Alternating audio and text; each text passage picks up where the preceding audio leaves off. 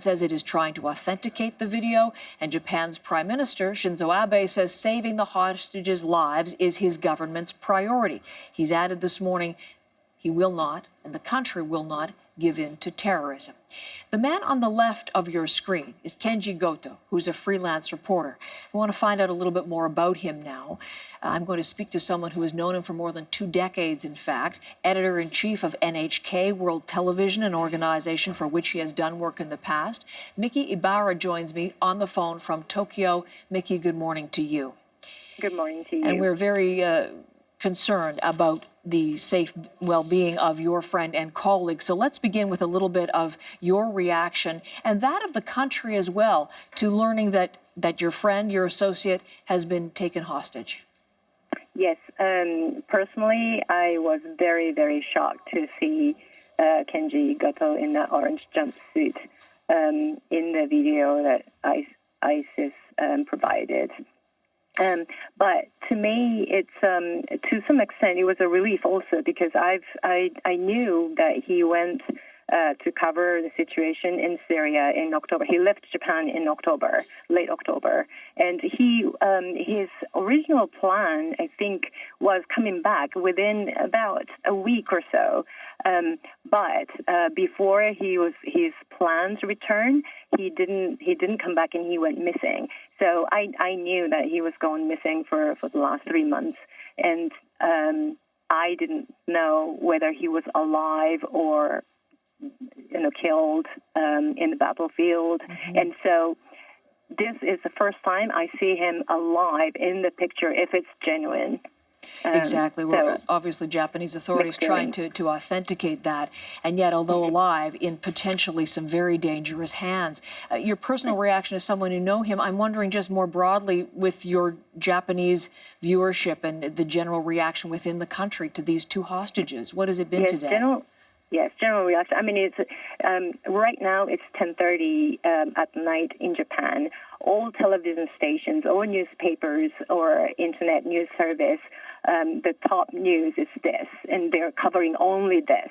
And it coincides with the Prime Minister's visit to Middle East. So Middle East, has been in our getting in our attention, and nobody expected that this would come out in this period. I was understanding that Kenji had been working along the Turkish-Syrian border, doing some coverage there. Any idea at all what it was particularly he was covering or trying to document? Well, before, in his previous visit, he was on the Turkish side of the border, and that was the last report that he made for us too. And he covered the new flow of refugees from a town called Kobani in Kurdish name. Because of the attacks of ISIS, they tried to escape and coming into Turkish side. And so I'm sure he wanted to go back to follow the story because he told me that he knew Peshmerga, which is the armed group of the Kurds people, they were just about to attack back on ISIS. And so I think he wanted to follow the situation, but I'm not sure how he got into Syria and what he was planning to do. The demand from the hostage takers, $200 million. We heard this morning that your Prime Minister, Shinzo Abe, has said he will not give in.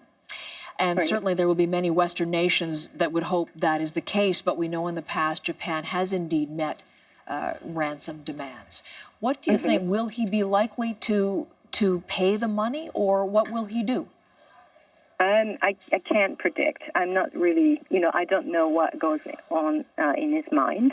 And because this is like the very first time Japanese journalists, 2 of them, were caught by ISIS.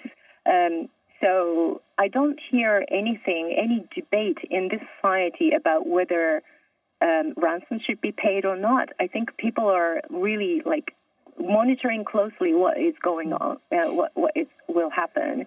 And I know everyone will hope that the 2 men will come back alive. But there is really not discussion here in this country whether the government should pay or not. I think partly because this is very new and people don't really have a clear opinion about this. Okay. Well, we'll track this with you, and hopefully we can speak again. Thank you very much. I appreciate it, Miki, for your time today. Miki Ebara from NHK there in Tokyo this morning.